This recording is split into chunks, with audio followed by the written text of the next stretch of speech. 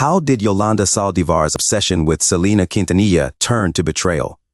After attending one of Selena's concerts, Yolanda Saldívar became determined to start a fan club for the singer in San Antonio. She persistently called Selena's father, Abraham Quintanilla, until he agreed and named Yolanda the fan club's president. Yolanda's role expanded, and she was later promoted to manage Selena's clothing boutiques. Things took a dark turn. Selena's family discovered that Yolanda had been embezzling money from both the fan club and the boutiques. On March 31, 1995, Selena agreed to meet Yolanda at a Days Inn motel in Corpus Christi. The meeting was supposed to be about retrieving financial records that Yolanda had been holding onto. However, instead of handing them over, Yolanda delayed things, claiming she had been assaulted in Mexico. Concerned, Selena took her to a hospital, but they were told that because the alleged assault happened in another country, they couldn't perform the necessary exam. They returned to the motel, and that's when things took a deadly turn. Selena once again demanded the records, but instead of complying, Yolanda pulled out a .38 caliber revolver. Selena tried to run, but Yolanda shot her in the back, severing a major artery. Critically wounded, Selena managed to make it to the lobby, desperately seeking help. By the time help arrived, it was too late. Did you know that the henchman from Austin Powers is serving a life sentence in prison? In 2008, Joe's son was arrested for kicking in the door of his roommate's car.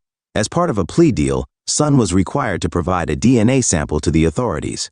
When his sample was run through the system, it linked him to a horrific, nearly 2-decade-old cold case. On Christmas Eve in 1990, he and an accomplice pretended to be lost as they approached a 19-year-old woman walking her dog. They her into their car and subjected her to hours of.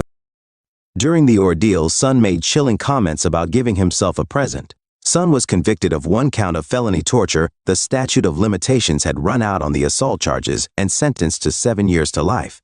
Just a month after beginning his sentence, Son was involved in a violent altercation that resulted in his cellmate's death. He was convicted of voluntary manslaughter and sentenced to an additional 27 years. Do you think Sean Diddy Combs will be convicted of his crimes? Cassie Ventura, who had been in a long-term relationship with Combs, came forward with a shocking lawsuit. She accused him of assault, trafficking, and abuse. To make things even wilder, there was an allegation that Combs was behind the explosion of her then-boyfriend Kid Cudi's car. But just one day after she filed the lawsuit, Combs and Cassie reached a settlement and the case was dismissed. In May 2024, CNN released surveillance footage showing Combs physically assaulting Cassie at the Intercontinental Hotel in Los Angeles back in 2016, one of the incidents she had mentioned in her lawsuit. After the footage went public, Combs issued a video apology on Instagram and Facebook, admitting that his behavior was inexcusable and that he was truly sorry for what had happened. According to later reports, hotel staff had stopped the assault, and there were allegations that Combs tried to bribe them to keep quiet, which led to a federal indictment in September 2024. But it didn't stop there. In late November 2023, 2 more women filed lawsuits against Combs, accusing him of sexual assault and revenge porn. One of the claims went back to 1990 or 1991, alleging that Combs and another musician, Aaron Hall, had abused a woman while Combs recorded the act. Fast forward to October 2024, and things took an even bigger turn. The Washington Post reported that a team of lawyers was gearing up to file up to 120 more lawsuits against Combs.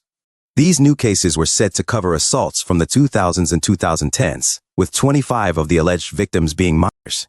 These weren't just claims against Combs, though. The lawsuits were expected to name others who either witnessed the assaults or were complicit in some way. Attorney Tony Busby, who was leading the charge, said some of the names involved would be shocking. He also mentioned that around half of the alleged victims had gone to the police, doctors, or even the FBI at the time of the incidents, and some claimed they were drugged or paid hush money. On the flip side, Combs' legal team has maintained his innocence. His lawyer, Erica Wolf, stated that Combs is looking forward to his day in court. When he comes to a P. Diddy party, this is what happens to the white man. It's so unfortunate. You gotta pull back though, so they can see. That's crazy. Matt, move out the way. You're still alive.